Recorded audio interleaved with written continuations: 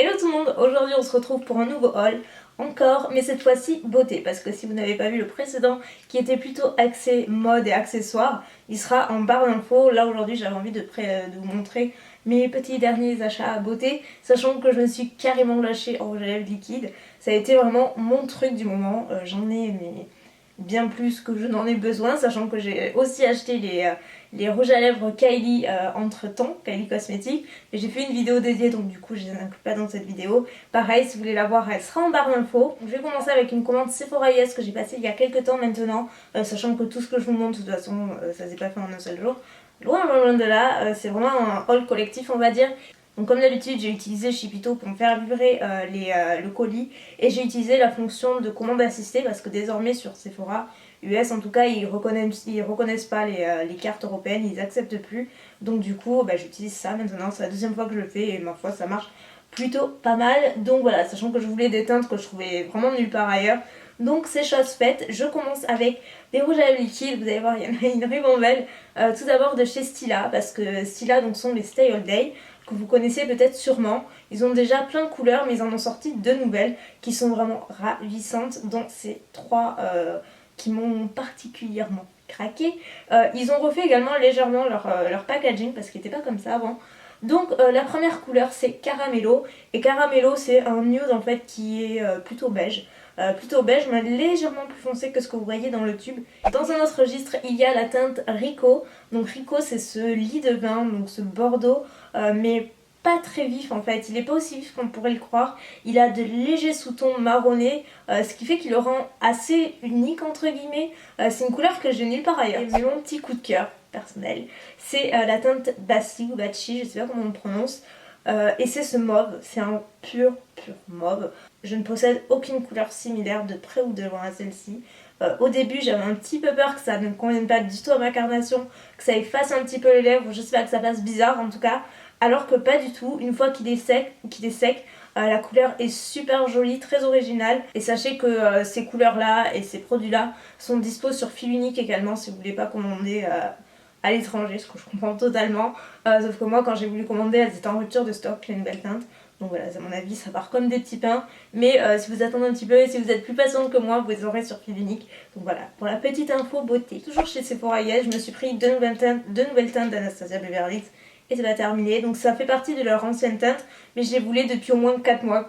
C'était sur ma wishlist et c'était toujours sold out en fait, donc j'en ai profité que ce soit revenu sur le site pour me les prendre. Donc la première c'est Craft, c'est une couleur qui est pas vraiment de saison, qui est plutôt pour la saison automnale en tout cas selon moi, parce que là c'est un joli prune en fait, il est vraiment ravissant.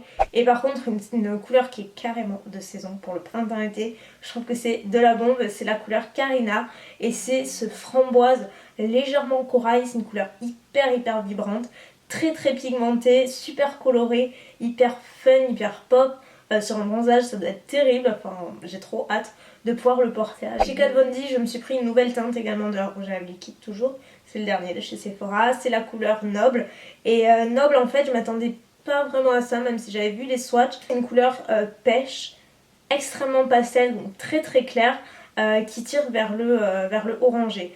Mais c'est une couleur qui est pas si facile à porter que ça. Je vous avoue que seule j'ai un petit peu du mal à la porter. Je trouve que ça efface les lèvres, ça fait un teint assez bizarre. De plus, ce sont des rouges à lèvres qui sont extrêmement asséchants, donc qui tiennent très bien. À côté de ça, c'est vraiment pas les plus confortables à porter.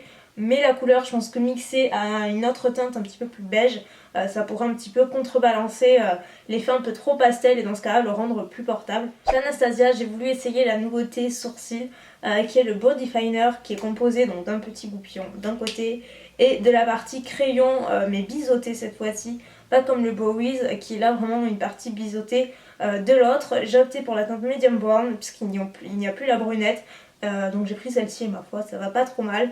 En revanche, je m'attendais pas à cette texture, c'est extrêmement pigmenté la couleur et le crayon est très gras, je m'attendais pas à ce qu'il soit assez gras, donc c'est un petit peu déconcertant au début. Après on s'habitue, la forme est par contre assez pratique, moi c'est vraiment cette forme biseautée que j'aime bien.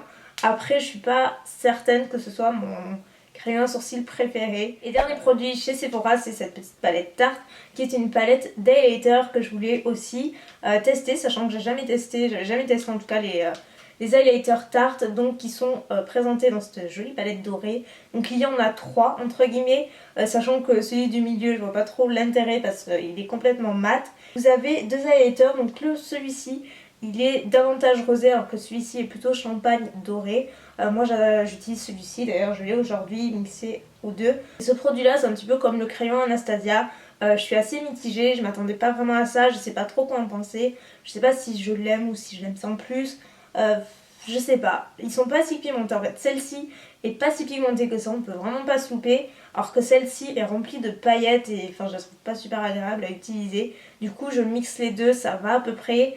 Mais c'est pas mon highlighter préféré, je m'attendais à mieux en tout cas. Ensuite j'avais passé une commande sur Anastasia Beverly Hills directement, le site, puisque si vous suivez un petit peu leur actualité, ils ont sorti de nouvelles teintes de rouge à lèvres liquide. Les nouvelles teintes sont vraiment très très belles.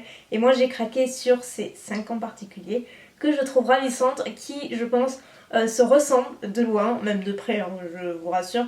Notamment ces deux on dirait les mêmes, mais elles sont hyper différentes. Donc la plus claire que je possède c'est Naked, c'est un nude qui tire un petit peu vers le pêche, qui est quand même relativement clair, c'est même je crois le plus clair de leur nouvelle teinte, qui est vraiment super mignon. Moi j'aime bien, mais j'aime bien le mélanger à par exemple le deuxième qui est strict, même strict tout seul ou accompagné, il est super joli. On voit bien sur le swatch qu'il est quand même bien plus foncé que Naked, il est plus beige également, j'avais peur que ce soit le même, ou en tout cas qui ressemble un peu trop à Pure Hollywood que j'ai déjà et qui est mon préféré. Mais Pure Hollywood, pour celles que ça intéresse, il est beaucoup plus rose. Enfin je vous invite à regarder des swatchs sur internet, mais clairement c'est deux teintes différentes, tout est dans la nuance, n'est-ce pas? Ensuite il y a Crush qui est celui que je porte aujourd'hui. Je pense que c'est celui que je préfère de tous ceux que j'ai commandés chez Anastasia. Enfin voilà, j'adore, c'est vraiment le rose parfait pour tous les jours, qui est ni trop clair ni trop foncé, il est super joli. Ensuite j'ai opté pour la teinte Dolce. Dolce c'est ce pêche corail mais qui est pas néon en fait, et c'est ça que j'aime bien, c'est une couleur qui reste assez douce, assez portable mais qui est pas hyper vive non plus. Et la dernière c'est Catherine, que je ne saurais pas vraiment décrire, je trouve que c'est une couleur super difficile à décrire. C'est un mix de plusieurs couleurs selon moi. Il y a un peu de prune, un peu de bordeaux, un peu de mauve. C'est une couleur, voilà, c'est un mix de ces couleurs là. En tout cas vous voyez à quoi il ressemble, il est très joli, il tire un petit peu vers le marron également une fois appliqué. Donc le make-up c'est terminé, maintenant on va passer aux bougies. Ça fait super longtemps que je n'en ai pas présenté dans un haul, je suis sûre que ça fait vraiment très très longtemps, parce que je me rappelle pas la dernière fois. J'ai commandé sur Bath & Body Works, pareil, j'utilisais Shipito comme d'hab, parce qu'il y avait une offre, les deux à 20$, donc ça fait 10$ la bougie. Je n'ai eu aucune casse pour une fois, d'habitude j'ai souvent une bougie cassée parce que c'est pas très très bien emballé, donc voilà, il y a des risques. Mais là ça valait tellement le coup et j'ai vraiment pas eu de casse, donc j'ai eu trop de chance. Pour une fois, j'étais hyper contente, c'est vraiment des senteurs hyper estivales qui sentent bon les beaux jours, l'été, la chaleur, tout ça. Donc la première que j'ai c'est Lemon Mint Tea, qui est je pense, non c'est pas ma préférée, c'est ma deuxième préférée de toutes celles que je vais vous montrer. Si vous adorez les senteurs un petit peu citronnées, acidulées, très fraîches, vous allez adorer celle-ci. Moi ce sont des odeurs que j'adore, surtout à cette période là, j'adore l'allumer le matin. Enfin j'aime beaucoup, je trouve ça très très frais, très agréable. Elle ressemble également à la Lemon Mint Leaf, je crois. Quelque chose comme ça, pour moi c'est quasiment la même. La Golden Pineapple Luo, je ne sais pas. Celle-ci je ne l'ai pas fait brûler encore. Elles sont super bonnes, si vous aimez, ça sent l'ananas, ça sent, attendez, il y a quoi? Hibiscus, donc ananas et papaye, donc voilà, c'est super, c'est des agrumes, c'est une bougie très exotique qui est pas du tout écorante. Mon ultime favorite c'est celle-ci, Mahogany Coconut. Vous connaissez peut-être Mahogany Teak Wood, qui est une bougie permanente chez Bath & Body Works, qui est une odeur très très boisée, très fraîche, masculine, qui sent super bon. J'aime toujours des backups chez moi parce que je l'adore, mon frère l'adore aussi. C'est une odeur très mixte. Et là pour cette année ils ont sorti Mahogany Coconut, que j'avais pas vu l'année précédente. Alors à mon avis c'est une nouveauté, ou alors je suis passée à côté.